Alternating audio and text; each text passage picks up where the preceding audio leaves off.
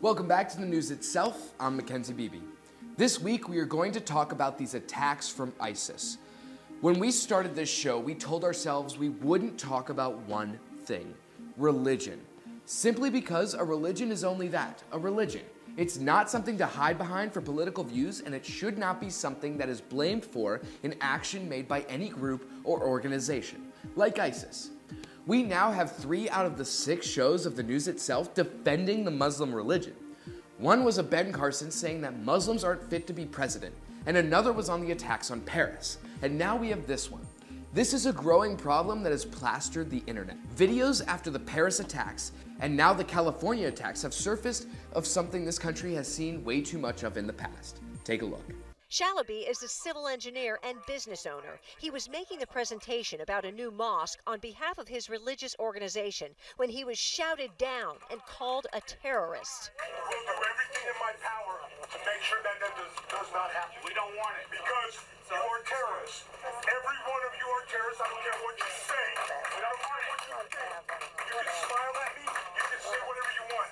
But every Muslim is a terrorist. What really is just unbelievable to me is the fact that people are clapping to what this asshole is saying. They are giving him justification and motivation to keep going.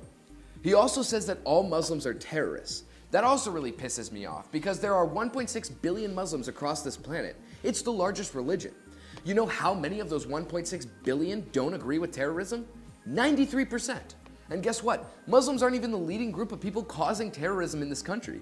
An FBI study shows that from 1980 to 2005, they have found 94% of all terrorist attacks in the US were committed by non-Muslim people. This past Sunday, President Obama spoke in the Oval Office in regards to the attack in California. This was probably the most important part of his 13-minute speech. We cannot turn against one another by letting this fight be defined as a war between America and Islam. That, too, is what groups like ISIL want. ISIL does not speak for Islam. They are thugs and killers, part of a cult of death. He's 100% right. Time and time again, we Americans try to put a single group, whether it's a religion or race, to blame and begin to exploit them, degrade them, and judge them. That is all starting to look a little familiar. Our country is literally turning into an enormous version of the movie Mean Girls. And yes, non-Muslim, ignorant Americans seem to be acting like those damn plastics. One other point that Obama makes in his speech is also worth noting. It is the responsibility of all Americans, of every faith, to reject discrimination.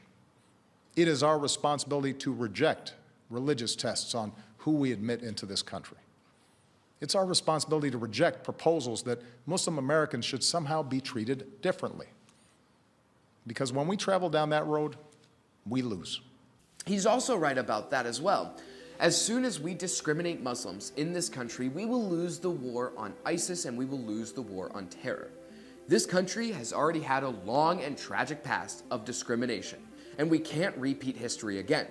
We tend to go back to what Reza is saying in this clip from CNN. I mean, look, Saudi Arabia is one of the most, if not the most extremist Muslim country in the world. In the month that we've been talking about ISIS and their terrible actions in Iraq and Syria, Saudi Arabia, our closest ally, has beheaded 19 people. Nobody seems to care about that because Saudi Arabia sort of preserves our national interests. Okay. You know, this is the problem, is that these kinds of conversations that we're having aren't really being had in any kind of legitimate way. We're not talking about women in the Muslim world. We're using 2 or 3 examples to justify a generalization. That's actually the definition of bigotry. All right. You see, he gets it. And what he's saying works in this context as well. You see, if we just use a few examples of some of these acts of terrorism on our country, and where people who carry out these attacks just happen to be Muslim, and use that to justify the generalization that all Muslims are terrorists and only Muslims are terrorists, is just plain dumb. So, what do you think about Obama's speech on Sunday? What do you think we should do to stop the threat of ISIS? Leave your comments down below. Like our new Facebook page. The link for that and all the other videos you see are down below. Make sure you find that subscribe button, smash it, and go to town on it. My name is Mackenzie Beebe. We will see you next week on the news itself.